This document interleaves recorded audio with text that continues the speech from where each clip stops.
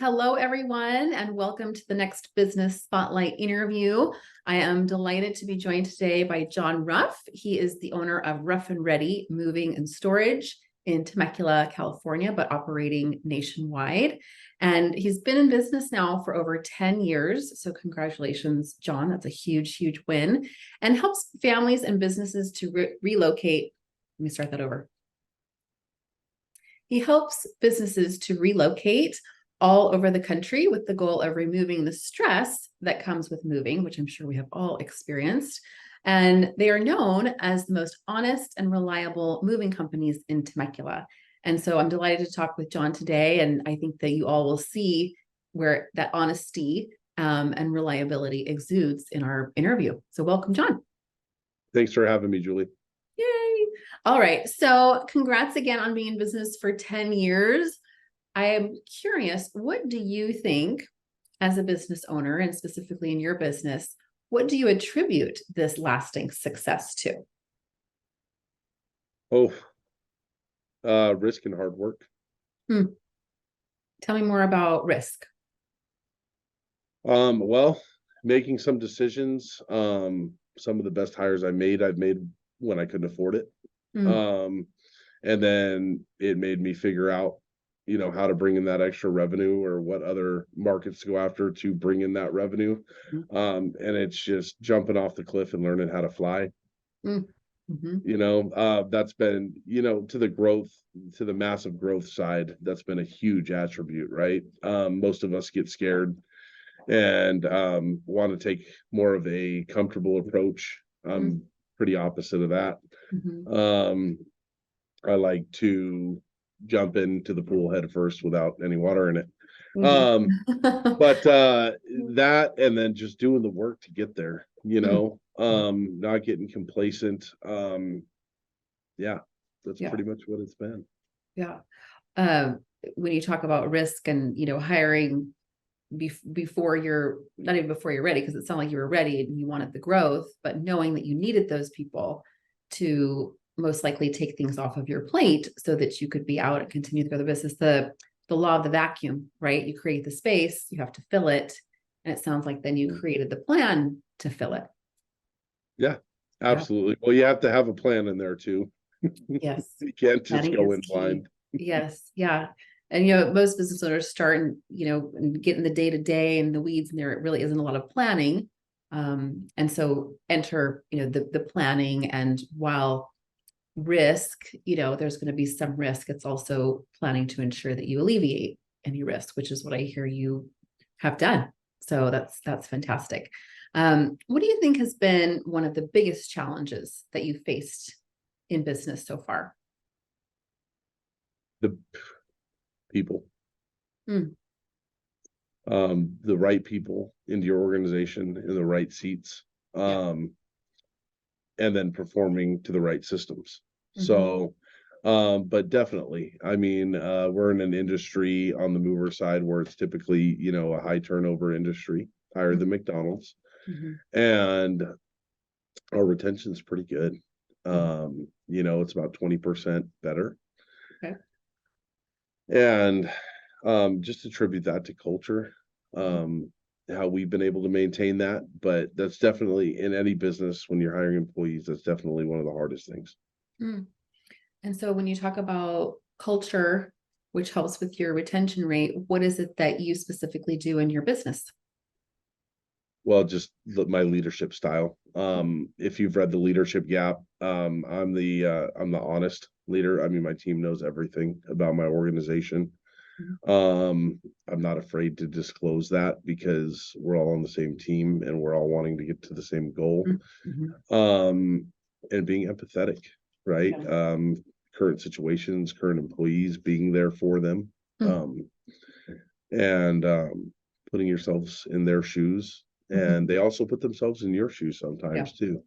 So I think that's what I attribute to that. Okay.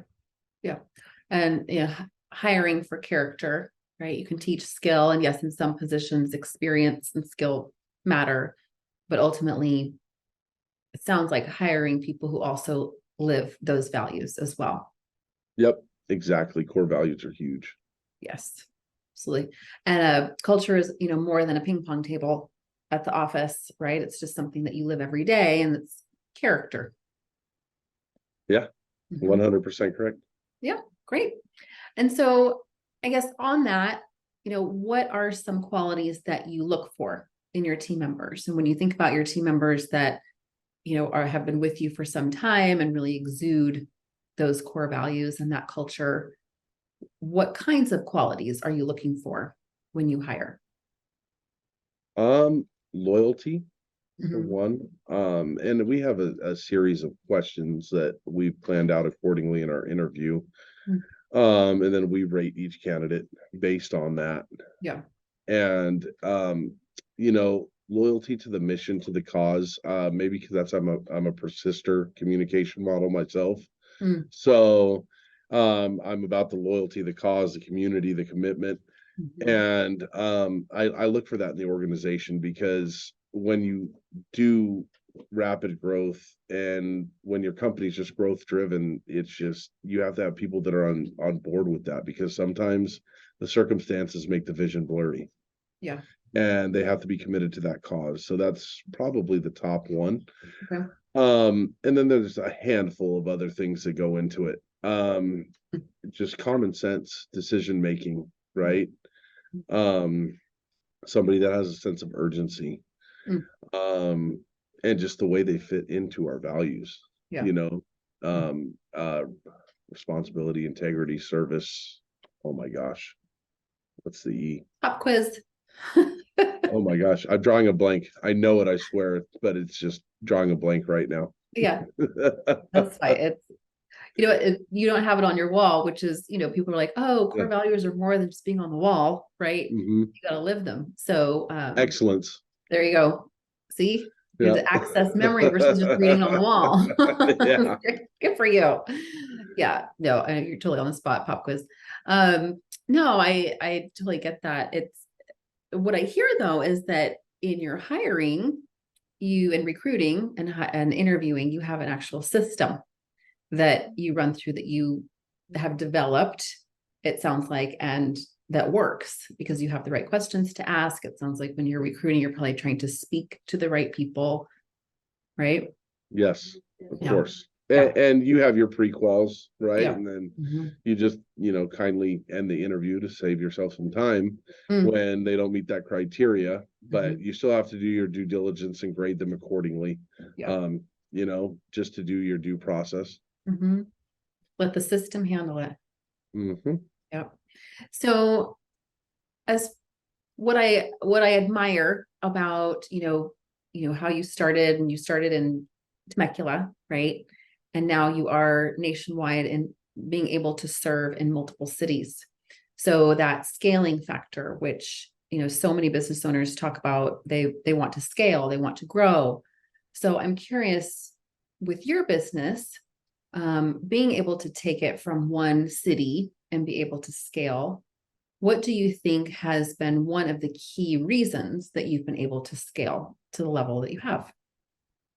Systems. Okay. I mean, my industry is a little easier, right? We're more mobile, so Mm. I have trucks and drivers everywhere, across the country, moving families and businesses. But um it's systems, and then your marketing to that market, right? You have to, in some instances you have to cater whatever that customer avatar is, Mhm. right? In our industry, it's, women 30 plus. It was 35 plus, we just made it 30 plus. Mm. um that have an average household income of 150 grand or more, Mhm. um preferably in like a residential neighborhood. Yeah. That's our target market on that. For businesses, it's more tech and stuff like that. Manufacturing businesses tend to just have their employees move their own stuff. Okay. So getting that customer avatar for each market Super is clear on really that. important. Mhm. Yeah, because you have to know how to market to the people you want to sell to. Mhm. Yeah. It's, you can throw money at Google ads or, a networking group or whatnot. But if you're not clear on who is it that you're trying to speak to and what do they need to hear and what's Mhm. going to resonate with them, it's an expense versus an investment. Exactly. Yeah. Great tip. Love it. So where do you see yourself in 5 years, or what's next for Rough and Ready? Another physical location, actually two more physical locations. 3 years, 1, 5 years, 2. I don't have my goals in front of me, but I know those are both on those on 3 and 5 year. But we're looking Scottsdale market and Dallas, Texas market is on the agenda. And then, I mean, I have certain specifics of, how many drivers, how many employees, how many management staff, revenue, all those items are line itemed out, and then how am I going to get there each step. And then of course that changes over time as things change, but you have your basic structure to go off of. Yeah. Yeah, I have 1, 3, 5, and 10 mapped out. Now, a sort of sub question, it's got me thinking, you obviously seem clear on your numbers, where you know what it takes to get to that next step or that next location, and the team members as well as the financials involved or the projections. So how important, or can you share a tip for business owners, whether starting out or whether, no matter their journey in financial management, and where is a good place to start or to look in understanding their finances? You got to track everything. Which, I mean, we just hit 11 years in business, and August 12th of this month was 11 years. And thanks. And I mean, we really didn't start tracking until like after year 10. It's something that I wish I would have done earlier. But tracking everything down to the smallest detail, especially on your marketing expense, because then you can target who you want to get in front of. But I would say, yeah, metrics would probably be the biggest tip. So just starting to actually look at it, right? Not, getting past the fear of the numbers or just flying blind. Yeah. And I mean, I'm learning more and more that, I mean, business is just a math equation. And I've got my business to where it's at, and our team has gotten our business to where it's at, by emotion and that raw drive.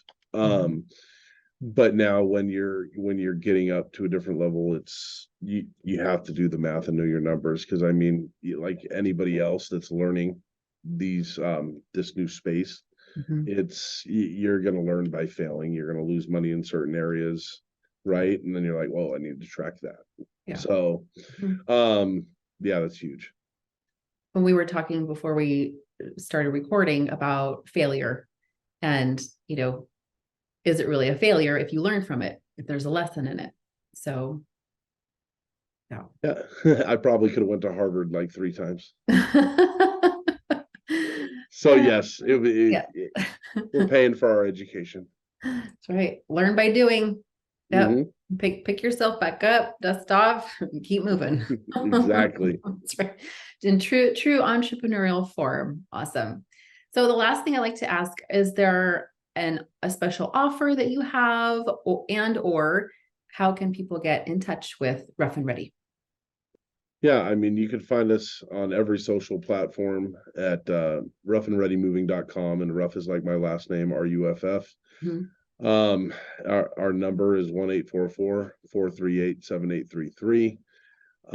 We offer the best moving service you can get in the Valley and nationwide. We are linked with Mayflower Van Lines.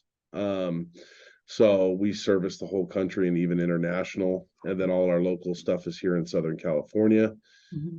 And we do offer bill through escrow and third-party financing options. I know with the interest rates high, money's a little tight for everybody. Movement's a little slowed down. But we do offer that as well. Great. It's good to know. I personally didn't know that was an option, so that would have been great to know about 2 years ago, but okay.